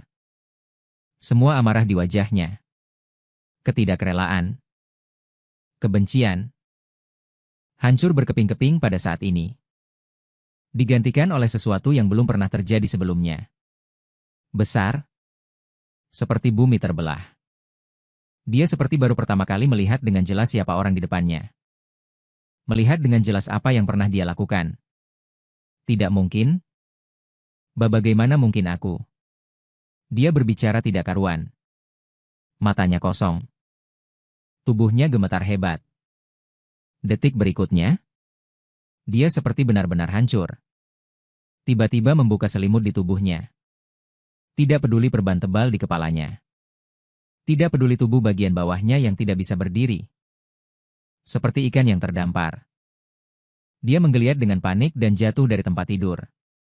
Suara benturan tumpul terdengar. Dia bahkan tidak peduli dengan rasa sakit. Dia merangkak di lantai yang dingin dengan kedua tangannya. Dengan postur yang sangat memalukan. Sangat rendah hati. Dia merangkak ke arahku dengan sekuat tenaga. Gaun rumah sakit yang mahal bergesekan di tanah. Menghasilkan suara yang menusuk. Dia merangkak ke kakiku. Mengulurkan kedua tangan yang berdebu. Memeluk erat betis tubuhku. Seolah-olah itu adalah satu-satunya harapan hidupnya. Dia mengangkat wajahnya yang berlinang air mata dan ingus. Penuh dengan penyesalan dan ketakutan. Dan berteriak dengan sekuat tenaga, memilukan hati. Youyan, maafkan aku. Maafkan aku. Suaranya serak dan pecah. Penuh dengan penyesalan dan keputusasaan yang tak terbatas. Akulah yang bersalah padamu. Akulah, semuanya salahku. Aku ini binatang. Aku bukan manusia. Dia membenturkan kepalanya dengan keras ke celanaku. Seperti orang gila. Di kehidupan sebelumnya kau sangat baik padaku. Kau menyelamatkan hidupku. Kau memberiku segalanya. Tanpamu aku tidak akan menjadi apa-apa. Bagaimana mungkin? Bagaimana bisa aku memperlakukanmu seperti itu? Aku memberikan segalanya kepada Jiang Dongcheng. Bajingan itu? Mataku buta. Hatiku tertutup minyak babi. Aku bahkan memberimu pinjaman dengan bunga tinggi. Aku pantas mati. Aku benar-benar pantas mati. Air mata bercampur ingus menutupi seluruh wajahnya. Citra mantan CEO wanita yang sombong dan percaya diri telah hilang. Hanya menyisakan jiwa yang rendah hati yang memohon pengampunan. Youyan, maafkan aku. Kumohon maafkan aku. Beri aku satu kesempatan lagi. Hanya satu kali. Kali ini, aku pasti akan memperlakukanmu dengan baik dan menggunakan segalanya untuk menebusnya. Aku akan memberikan hidupku kepadamu. Dia memeluk kakiku dengan erat. Menangis tersedu-sedu. Kau tidak membuka perusahaan? Beri aku kelola, serahkan padaku. Aku mengerti manajemen. Di kehidupan sebelumnya aku bisa melakukan sebesar itu. Di kehidupan ini aku juga bisa membantumu tumbuh lebih besar dan lebih kuat. Bagikan aku setengah saham saja. Aku akan mendapatkan banyak uang untukmu. Menghasilkan banyak uang. Dia seperti meraih sehelai jerami terakhir. Berjanji dengan tidak jelas. Dan juga, kakiku. Kau cari dokter. Cari dokter terbaik. Berapapun biayanya di luar negeri. Pasti bisa disembuhkan. Aku akan segera bercerai dengan Jiang Dongchen. Kita bersama. Kita mulai dari awal lagi. Youyan, kumohon beri aku satu kesempatan. Baik. Di bangsal bergema teriakan pahitnya yang menyedihkan dan putus asa. Air mata membasahi ujung celanaku. Dingin dan lengket. Aku menunduk dan menatap penyesalan hina di kakiku ini. Tangisan. Wanita yang ingusnya keluar. Kehidupan lampau dan sekarang. Semua cinta dan benci. Semua pengkhianatan dan luka. Semua rasa sakit dan perjuangan. Pada saat ini tampaknya mengembun menjadi balok timah dingin. Menekan hatiku dengan berat. Apakah penyesalannya itu nyata? Mungkin saja. Tapi berapa banyak penyesalan ini? Yang berasal dari situasinya yang saat ini sangat dalam dan tak terhindarkan. Keadaan putus asa seperti kematian.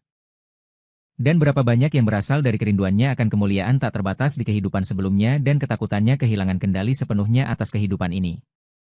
Dan bukan karena rasa bersalah yang sebenarnya terhadap diriku, Youyan. Setelah mendengarkan, suaraku sangat tenang. Tenang tanpa riak sedikit pun. Tetapi membawa kekuatan dingin yang menembus jiwa.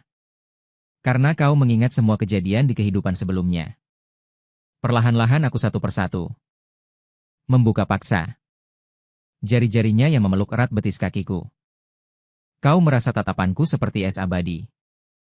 Menatap langsung matanya yang penuh permohonan, penyesalan, dan secercah harapan terakhir. Apakah aku masih akan mencintaimu? Jari-jarinya benar-benar terbuka. Tubuhnya kehilangan dukungan. Terkulai lemas di lantai. Aku sangat membencinya. Aku sedikit membungkuk mendekat ke telinganya dan menggunakan hanya suara yang bisa dia dengar dengan jelas. Kata demi kata. Mengucapkan kalimat itu dengan sangat jelas. Kutukan yang terpendam selama 2 kehidupan. Sekarang aku akan mencekikmu sampai mati. Tubuh Ling Tingwan bergetar hebat. Pupil matanya tiba-tiba mengerut. Seolah ditusuk oleh pedang tak terlihat. Sinar terakhir benar-benar padam dari matanya. Hanya menyisakan keheningan dan keputusasaan tanpa batas. Dia tergeletak di tanah seperti lumpur yang benar-benar mencair. Dari tenggorokannya keluar suara terengah-engah. Seperti isak tangis dari kota angin yang rusak. Setelah sekian lama, dia akhirnya mengucapkan nama Ami yang sangat lemah hingga hampir tak terdengar.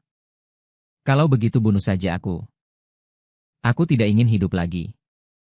Jatuh dari posisi presiden wanita yang tinggi menjadi orang cacat yang tidak bisa mengurus diri sendiri. Dikhianati oleh suaminya. Ditinggalkan oleh semua orang. Perbedaan dan keputusasaan yang begitu besar akhirnya benar-benar menghancurkannya. Aku menegakkan tubuh. Terakhir melihat ke tanah. Gundukan lumpur tak bernyawa itu. Nada suaraku acuh tak acuh. Namun membawa arti penghakiman terakhir. Kau pantas mendapatkan penampilanmu yang hidup lebih buruk daripada mati sekarang. Itulah balas dendam terbaikku untukmu. Selesai berbicara. Aku merapikan ujung celana yang kusut. Tidak lagi menatapnya. Berbalik dan pergi dengan tegas. Kamar rumah sakit ini dipenuhi dengan penyesalan dan keputusasaan yang tak berujung. Di belakangku terdengar isak tangis Ling Tingwan yang tertekan hingga ekstrim seperti binatang buas yang terluka. Kemudian dari cerita orang tua yang terputus-putus. Aku mengetahui beberapa fragmen selanjutnya. Dikatakan bahwa setelah Ling Tingwan membawa Jiang Dongchen pulang, dia tidak langsung bertindak. Dia tenang selama beberapa hari. Tenang yang mengerikan. Kemudian dia mengajukan gugatan cerai. Meminta Jiang Dongcheng untuk pergi dengan tangan kosong. Membawa kaki pincangnya itu. Dan perusahaan cangkangnya segera keluar dari pandangannya. Jiang Dongcheng pada awalnya tentu saja menolak sampai mati. Dia bahkan berlutut dan menangis dengan air mata berlinang sambil bersumpah bahwa dia dirayu. Di dalam hatinya hanya ada Ling Tingwan yang menceritakan dirinya dengan air mata berlinang. Memulai bisnis itu tidak mudah. Jika meninggalkan keluarga Lin, dia hanya akan mati kelaparan di jalanan. Namun, kali ini, sikap Ling Tingwan sangat tegas. Tidak peduli bagaimana Jiang Dongcheng berakting. Tidak tergoyahkan sedikit pun. Bagaimanapun dia mengancam, dia seperti batu es dingin. Tidak tergoyahkan. Tidak ada lagi amarah di matanya. Hanya dingin dan jijik yang mendalam. Jiang Dongcheng akhirnya kehabisan kesabaran dan kepura-puraannya. Ketika dia menyadari bahwa semua cara lunak dan keras telah gagal. Sifat egois dan tercelanya meledak sepenuhnya. Dia tiba-tiba berdiri dari tanah. Dengan pincang. Bergegas ke kursi roda Ling Tingwan. Menunjuk hidungnya dan memaki dengan wajah garang. Ling Tingwan, kau benar-benar bertekad untuk bercerai. Tidak bisakah kau berkaca? Lihat dirimu sendiri. Kau ini apa sekarang? Orang lumpuh setengah badan yang bahkan buang air besar dan kecil pun harus dilayani. Sampah, siapa yang masih menginginkanmu tanpaku? Dia menunjukkan seringai jahat dan menghina di wajahnya. Kau tidak mungkin masih bermimpi tentang teman sekampung halamanmu, Youyan, kan? Haha, bangunlah. Yo Yan sekarang adalah bos besar. Kekayaannya entah berapa banyak. Gadis-gadis muda dan cantik mengelilinginya. Dia melihatmu yang sudah layu ini. Kau bahkan tidak pantas membawakan sepatunya. Semakin dia berbicara, semakin bersemangat dia. Air liur memercik ke wajah Ling Tingwan. Aku bersedia tinggal dan menjagamu adalah keberuntungan besar bagimu. Jangan tidak tahu diri. Masih ingin aku memberikan semua hartaku saat bercerai. Bermimpi saja tentang aset keluarga ini. Di dalam mereka ada pilar nyanyian asli. Ada juga bagian dari Lao Zheng Wei Ozi. Maki-makian kejam ini benar-benar membakar amarah dan semua penghinaan yang tertekan Ling Tingwan. Dia berteriak. Kedua tangannya dengan keras memutar kursi roda. Menabrak Jiang Dongchen dengan keras.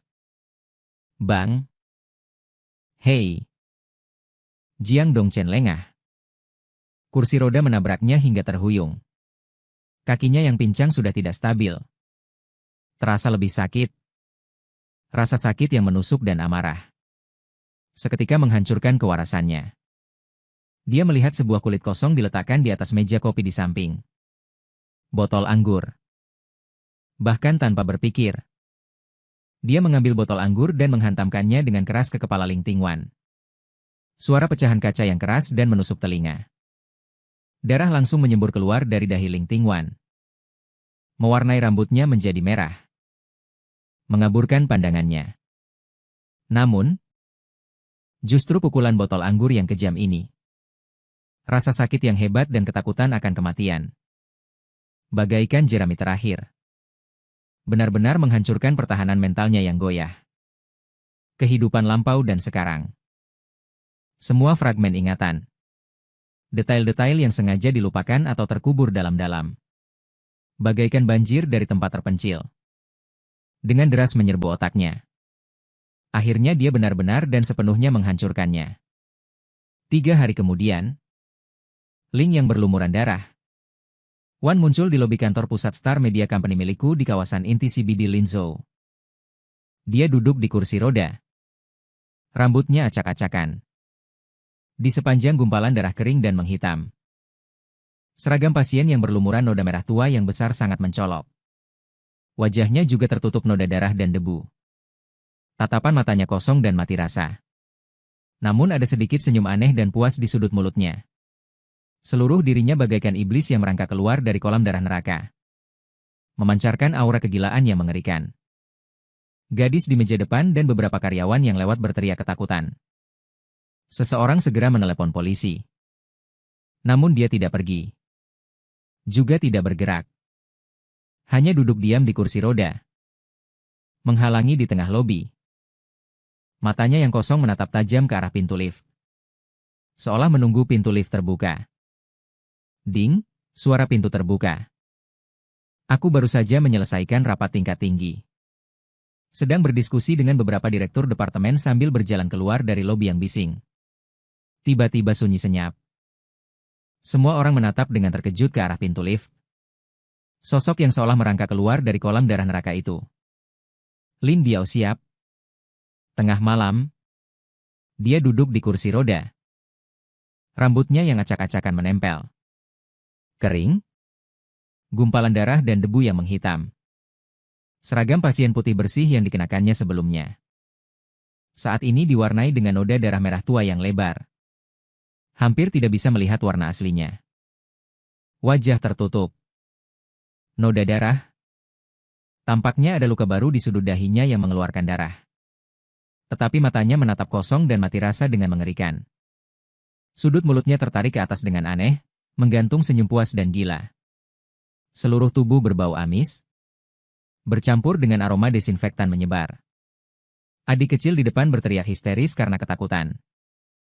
Dokumen di tangannya berserakan di tanah. Beberapa karyawan yang lewat juga menjadi pucat. Mundur tanpa sadar.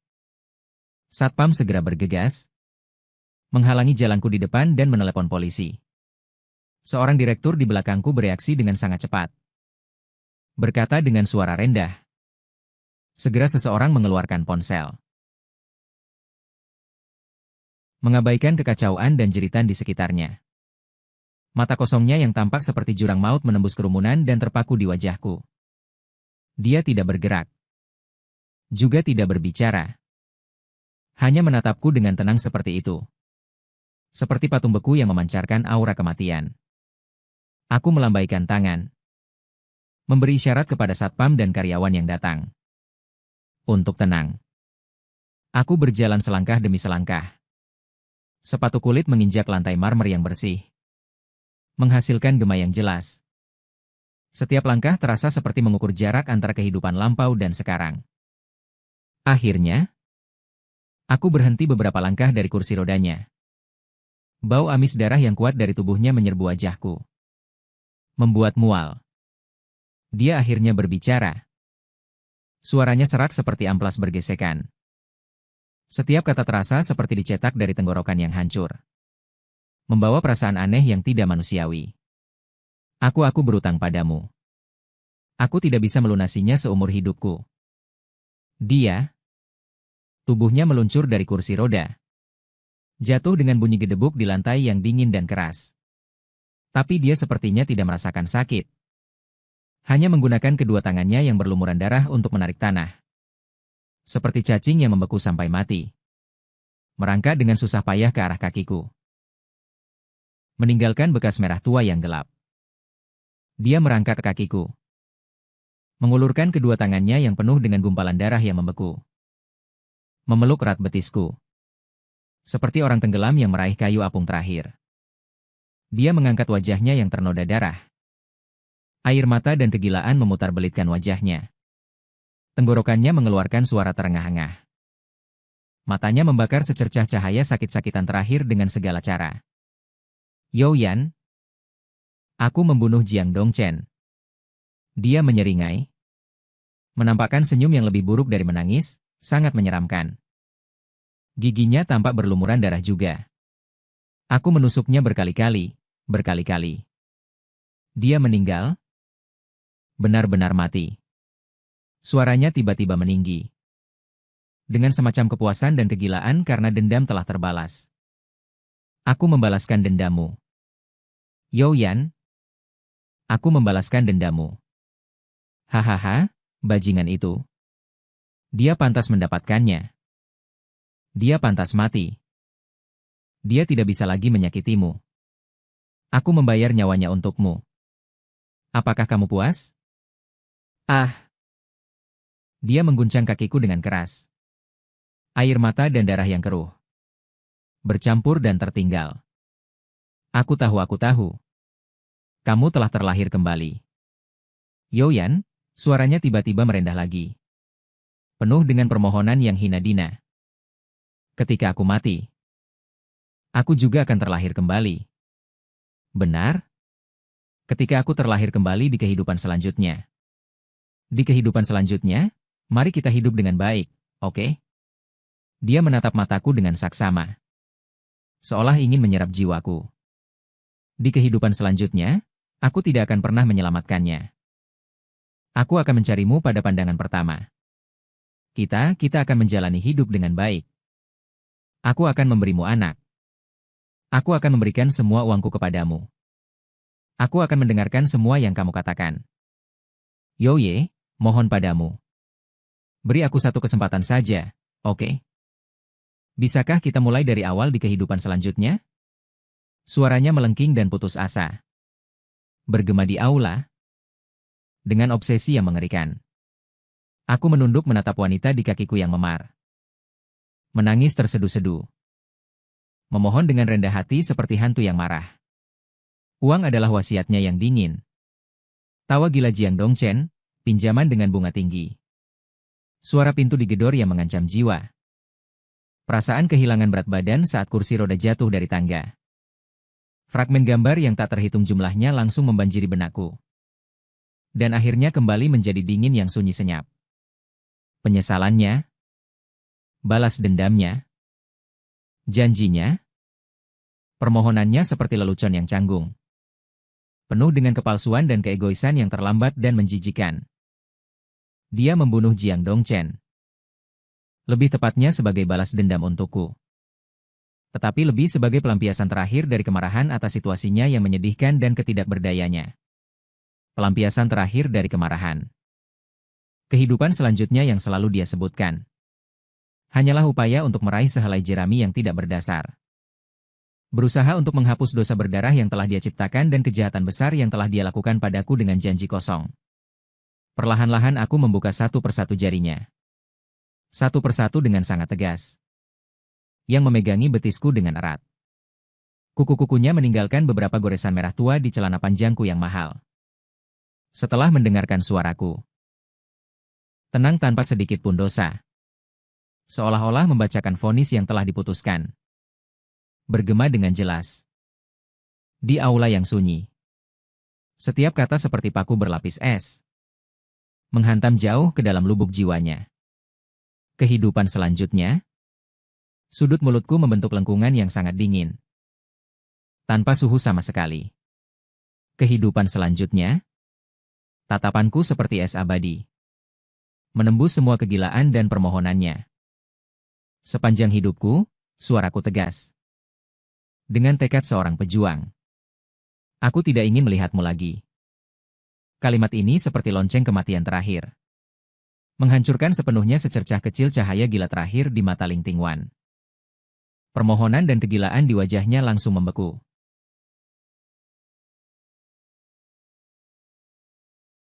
Seperti pecahan porselen yang pecah berkeping-keping.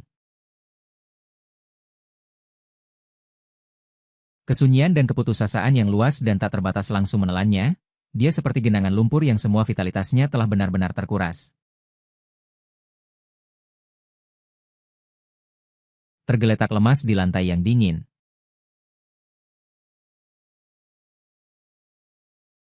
Tubuhnya sedikit berkedut. Hanya tersisa rintihan lemah di tenggorokannya, hampir tak terdengar seperti lolongan tengah malam binatang kecil yang membeku. Raungan sirene yang memekakkan telinga dari jauh dan dekat terdengar tajam di luar gedung. Beberapa petugas polisi berseragam kecil dengan cepat menyerbu masuk ke lobi. Melihat pemandangan di tempat kejadian. Segera maju untuk mengendalikan orang yang lemas di tanah. Mangkuk dengar tanpa keinginan untuk melawan. Saya merapikan manset jas saya yang kusut. Dan dengan tenang memerintahkan asisten di samping saya. Bekerja sama dengan penyelidikan polisi. Jelaskan situasinya apa adanya. Kemudian, di bawah tatapan yang tak terhitung jumlahnya, baik yang ketakutan, atau ingin tahu, atau kompleks, saya menegakkan punggung. Mengarahkan pandangan melewati genangan kotoran dan kegilaan itu. Langsung menuju lift pribadi. Semua kebisingan dan tangisan sirene di belakang saya. Tidak ada hubungannya dengan saya. Angin malam membunuh. Berdasarkan bukti yang meyakinkan. Prosesnya jelas. Ayah sedang asyik meneliti keong yang baru didapat. Seperti anak kecil. Dengan gembira menunjukkannya kepada ibu. Ibu mengenakan topi jerami lebar. Wajahnya memancarkan senyum bahagia yang lama tak terlihat dan tanpa awan. Sedang menyuruhku untuk memotret mereka dengan kamera. Anak tersenyum ke sini. Ibu melambai padaku. Aku mengangkat kamera. Dalam lensa membeku. Orang tua bersandar satu sama lain. Matahari bersinar cerah. Seperti saat matahari hangat. Angin matahari menerangi rambutku. Matahari menunduk pada yang bebas. Senyum penuh yang lama terpelihara. Hangat dan nyata. Tidak ada suara mangkuk yang terdengar. Bahkan udara yang terhirup pun membawa rasa manis yang menyegarkan. Tidak ada perhitungan. Tidak ada pengkhianatan. Tidak ada kurungan kursi roda. Tidak ada rentenir yang mengejar nyawa. Hanya lautan biru tak terbatas di depan mata dan senyum tulus di wajah orang tua. Suara rana kamera berbunyi pelan. Hidup baru ini yang kuperoleh dengan tanganku sendiri. Tergenggam erat di telapak tanganku. Baru saja membuka lembaran paling indah.